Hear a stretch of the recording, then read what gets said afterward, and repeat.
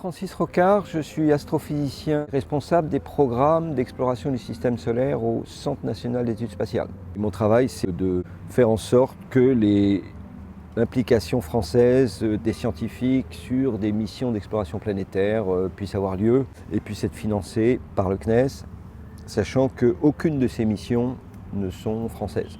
On est totalement en coopération.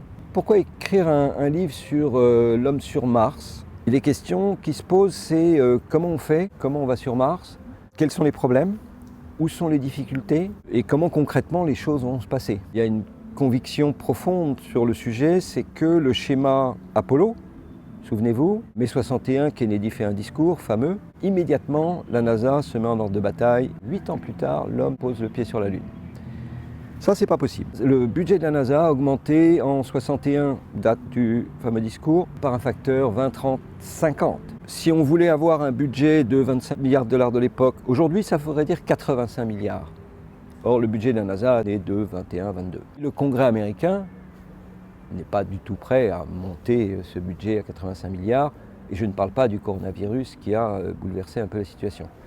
Mais même avant, ce schéma de tout en parallèle, il n'y a plus qu'à Fokker et on le fait, est un schéma qui ne fonctionne pas. Je suis désolé de le dire pour M.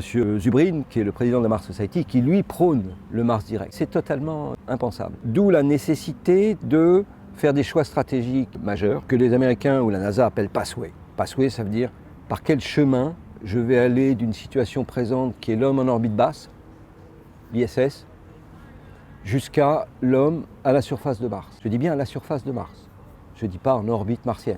Il y a différentes façons d'y aller et ces différentes façons correspondent à une stratégie mûrement réfléchie de développement des véhicules, des technologies, étape par étape, qui vont être nécessaires et toutes mises bout à bout permettront, dans 20 ou 30 ans, d'envoyer l'homme sur Mars. On a vu que la stratégie de la NASA a beaucoup évolué depuis 20 ans.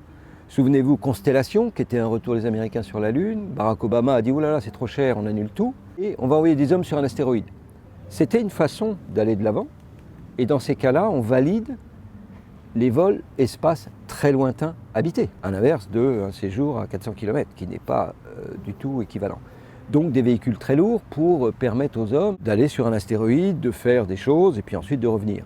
Pour faire la mission ultime qui est la plus complexe, qui est l'homme à la surface de Mars, il faut, disent les experts américains, développer 11 véhicules, systèmes, engins. Sur les 11, 2 sont effectivement en construction. C'est la super fusée Saturne V du 21e siècle qui s'appelle le Space Launch System, 110 mètres de haut à peu près, et la capsule où des hommes pourront revenir sur Terre, sans plus d'ailleurs. Cette fusée permet de mettre typiquement une centaine de tonnes en orbite basse et les calculs montrent qu'un vaisseau habité par exemple qui partirait vers Mars, peut-être en passant par la Lune, pèserait 300, 400, 500 tonnes. Ça veut dire que c'est un train spatial qu'il va falloir envoyer par morceaux, par un tir SLS à chaque fois, donc peut-être 5 tirs SLS, et assembler en orbite basse, faire le plein. Alors est-ce qu'on fait le plein après Elon Musk propose des systèmes de refueling en orbite, c'est quelque chose de très très ambitieux. Peut-être, peut-être pas, on verra, il y a plusieurs options. Et ensuite ce train de 300, 400, 500 tonnes pourra partir.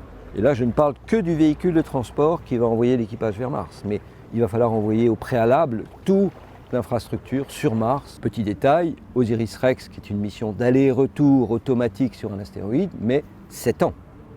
Et avec l'homme, c'est pas imaginable. Donc déjà, il faut trouver un astéroïde où on pourrait le faire. Et la NASA avait dit, trouvez-moi un astéroïde pour le faire en 6 mois. Bon, c'est très difficile, mais on l'a trouvé.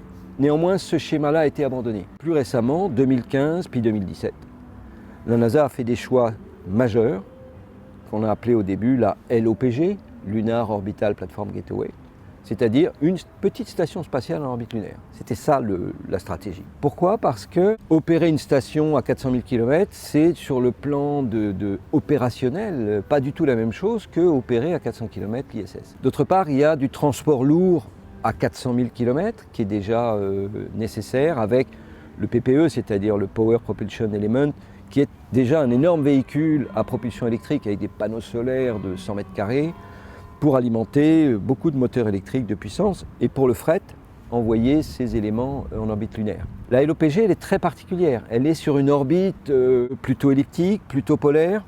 Et pourquoi cette orbite? Il y a des tas de raisons.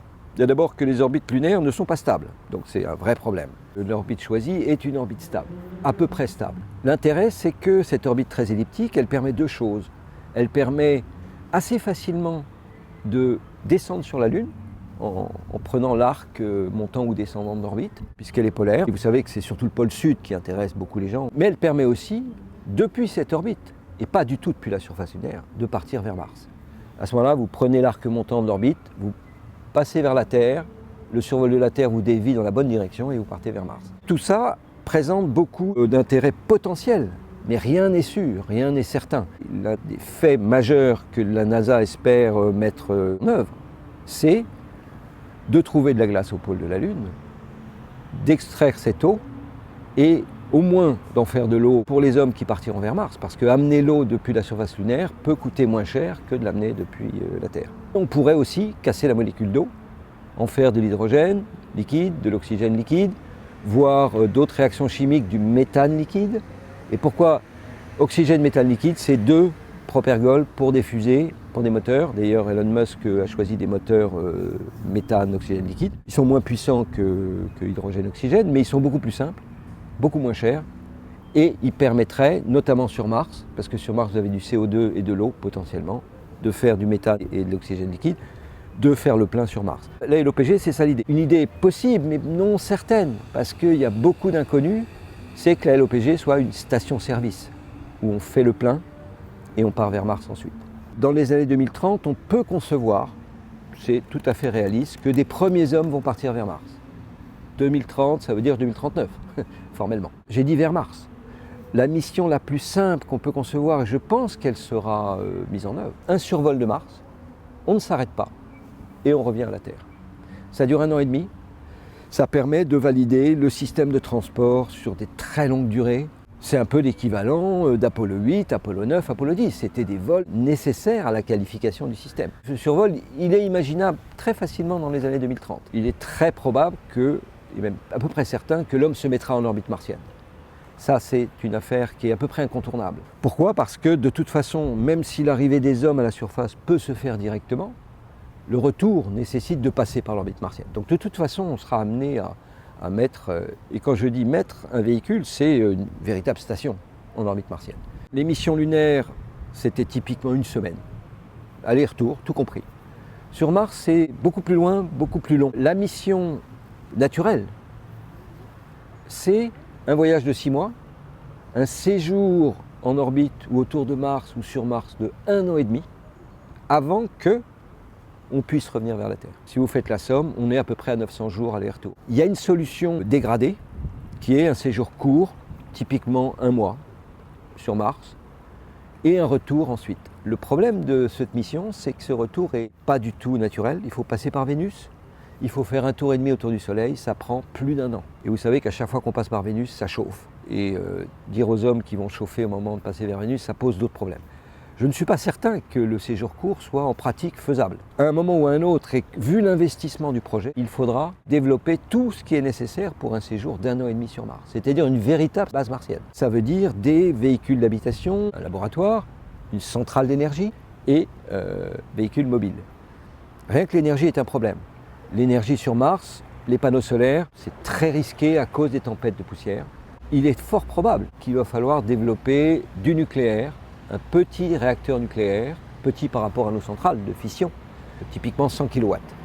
Nos centrales, c'est plutôt 10 fois plus, c'est plutôt le mégawatt. Depuis l'été 2019, le vice-président américain Mike Pence a donné son feu vert, via le National Space Council, de dire « Ok, on reprend les activités d'étude d'un réacteur nucléaire ». Ça s'appelle le programme Kilopower aujourd'hui, c'est un petit réacteur pour faire 1000 watts, peut-être 10 000, et puis à un moment on va l'augmenter jusqu'à 100 000. Pour moi, la difficulté majeure de l'homme sur Mars, c'est l'engin qui doit se poser pour envoyer les hommes, et surtout celui qui va repartir pour, comme Apollo, rendez-vous en orbite basse, un énorme véhicule attend, et on ramène l'équipage vers la Terre. Ce véhicule qu'on appelle le MAV, le Mars Ascent Vehicle, il est gigantesque, il est monstrueux, peut-être 80 tonnes. Les ingénieurs ont tout de suite mis le doigt sur le problème, c'est que l'idéal serait que ce véhicule, au moment où il se pose sur Mars, soit vide d'ergols. L'étage d'atterrissage a consommé son ergol, c'est normal, et l'étage qui va redécoller serait vide. Vous savez qu'une fusée, c'est, dans sa masse, Ariane 5, c'est 80-90% d'ergol. Donc une fusée vide, c'est très léger. Peut-être que ce MAV, quand il va se poser, va peser, je ne sais pas, 30 tonnes. Et l'idée, ça serait de faire le plein sur Mars. Et faire le plein sur Mars, c'est ISPP, In Situ Propellant Production, donc production d'ergols sur Mars. Ça nécessite de trouver de l'eau accessible. Je veux dire, soit des glaciers à 1 mètre de profondeur, soit des minéraux hydratés, des sulfates. Il y a plusieurs idées en parallèle. Et on va pomper le CO2. Il va falloir beaucoup d'énergie. Avec du CO2 et H2O, on peut facilement, entre guillemets, avec de la chimie, mais qui demande beaucoup d'énergie, fabriquer de l'oxygène liquide et du méthane liquide, qui sont les carburants pour le MAV. Il y a beaucoup d'inconnus dans tout ce que je viens de dire. Et aujourd'hui, le programme avance. L'ISPP sera-t-il possible? Personne ne peut le dire, mais il faut y aller, il faut préparer. Est-ce qu'on pourra extraire de l'eau de la pulle à la surface de la Lune? Personne ne peut le dire, mais en tous les cas, l'affaire est en cours. Et donc, petit à petit, ce programme va évoluer en fonction de la réalité, de la faisabilité, des difficultés. Est-ce que le nucléaire spatial va être envisageable?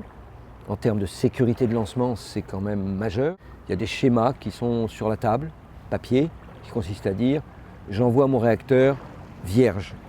Ça veut dire qu'il n'a pas divergé. Les réactions nucléaires ne se sont jamais déclenchées. Je ne suis pas un spécialiste, il est peu radioactif, immensément moins radioactif qu'à partir du moment où il va diverger. Et on le fera diverger depuis une orbite de sécurité, 2000 km, pour vérifier qu'il fonctionne. Et ensuite, on peut l'envoyer vers Mars, ou l'utiliser comme moteur de propulsion. Là, il y a énormément de points d'interrogation. Il y a 2 problèmes qui méritent d'être abordés et qui ne sont pas simples en termes d'éthique notamment. Je pense à la protection planétaire et aux radiations. La protection planétaire, c'est un concept qui a été inventé par des scientifiques indépendants. Les missions spatiales ne doivent pas polluer Mars, par exemple, notamment avec notre propre bactérie qui pourrait proliférer. Et c'est un petit peu une démarche similaire à l'Antarctique. On ne veut pas que Mars soit complètement pollué pour les générations futures. Donc il y a un souci d'être très stérile quand on envoie des engins sur Mars. On veut éviter le faux positif, c'est-à-dire analyser nos propres bactéries qu'on aurait apportées nous-mêmes. Et il y a également la protection planétaire en retour, qui s'applique au retour d'échantillons. Un échantillon martien dont on a soigneusement sélectionné le fait qu'il peut-être pourrait contenir des traces de vie ancienne, pourrait être potentiellement dangereux. Il faut se protéger sur Terre pour éviter absolument tout contact entre la biosphère et l'échantillon martien. Donc il y a toute une infrastructure spatiale donc en vol, mais aussi sur Terre, pour éviter ces contacts. Mais à partir du moment où on parle de l'homme, tout d'un coup, le problème, je dirais, frôle l'absurde. L'homme n'est pas stérile, tout simplement. On impose aux scientifiques des conditions de propreté de niveau chirurgical, d'un côté, et puis de l'autre, on va envoyer des hommes. Et là, il y a évidemment une contradiction. Le directeur de la protection planétaire à la NASA a été changé, et le nouveau a un peu pour mandat de reformuler les exigences de protection planétaire, notamment applicables à l'homme. Le pragmatisme de la NASA sera, j'en suis à peu près convaincu, de ne pas dire « Ah, on ne peut pas y aller ». Donc on va y aller. Donc il va falloir expliquer en quoi on ne va pas polluer pour les générations futures. Un autre exemple qui pose des problèmes d'éthique, ce sont les radiations. En fait, les calculs montrent qu'un séjour de 6 mois à l'aller, 1 an et demi sur Mars, sachant que Mars n'est pas protégé des radiations du fait que l'atmosphère est très ténue, et ce sont les radiations cosmiques, galactiques qui sont problématiques, celles qui sont les plus énergétiques. Et à nouveau, 200 jours pour le retour. La dose reçue par l'astronaute dépasse la valeur imposée par des réglementations issues de l'industrie nucléaire, qui veut qu'au bout de 6 mois, on atteint la dose maximale que peut recevoir un travailleur du nucléaire. Donc il y a un vrai problème d'éthique. Ça ne veut pas dire que l'équipage va mourir pendant la mission. Ça veut dire que 20 ans après la mission, la probabilité de cancer qui est limitée à 3% dans la réglementation américaine et internationale sera dépassé. Un astronaute qui aura été sur Mars 20 ans plus tard a une probabilité de cancer qui va atteindre 5, 10, on ne sait pas très bien, %. Ça, c'est un vrai problème d'éthique. Souvenez-vous de ce qui s'est passé à Fukushima. Pour des problèmes de pratique d'évacuation suite à la catastrophe, le gouvernement japonais a fait voter une loi disant que l'évacuation ne serait nécessaire qu'en rehaussant le seuil. Donc ils ont modifié la règle. On ne va pas le faire pour les travailleurs du nucléaire, mais néanmoins on va le faire pour les cosmonautes et astronautes. Alors d'une part, la NASA va faire un comité d'éthique pour essayer de bien cadrer tout ça, et va faire signer une décharge tout simplement à l'astronaute en disant « je m'engage à ne pas faire un procès, etc. etc. » Mais ça pose des vrais problèmes d'éthique qu'il va falloir traiter proprement, et c'est un vrai sujet en soi. Pour conclure, Apollo a été sans conteste le programme spatial du XXe siècle. L'ambition, la réalisation, le succès d'Apollo 13 simplement, enfin tous ces aspects-là, les États-Unis se sont haussés à un niveau de savoir-faire inégalé par personne du fait de ce programme. L'homme sur Mars sera, à mon avis, le programme phare du XXIe siècle. Les Américains ont cet objectif depuis déjà fort longtemps, ça fait 30, 40 ans que cet objectif est sur la table et il n'est contesté par personne. Même Trump ne le conteste pas. Aucun président américain a mis une croix sur l'homme sur Mars. Parce que mettre une croix sur l'homme sur Mars, c'est finalement risquer un effondrement total. Personne n'ose toucher à ça. Ça mettra le temps que ça mettra. Prenez la navette, 30 ans. Prenez l'ISS, 30 ans. L'homme sur Mars, c'est au moins 30 ans, ça sera peut-être même 40. Même si Apollo a coûté en dollars d'aujourd'hui 120, 130 milliards, 140. L'homme sur Mars, c'est probablement 300 ou 500. Les Américains, qui dépensent aujourd'hui 10, peut-être demain 15 milliards dans les vols habités, peuvent se le payer. En 30 ans, ça fait 450 milliards. Et ils seront évidemment les leaders. Personne ne conteste ce leadership. Aujourd'hui, les Chinois sont très loin derrière. Ils visent un taïkonaute sur la Lune dans les années 2030. Par contre, si les Américains tardent trop, dans les années 2030, quand les Chinois auront posé un homme sur la Lune, là, ils vont s'intéresser à Mars. Et là, les Américains vont être un petit peu acculés à aller de l'avant. Quant à l'Europe, juste pour finir, l'Europe investit très peu dans le domaine. Néanmoins, l'Europe, à travers l'ESA, a une volonté d'être présent dans ce programme.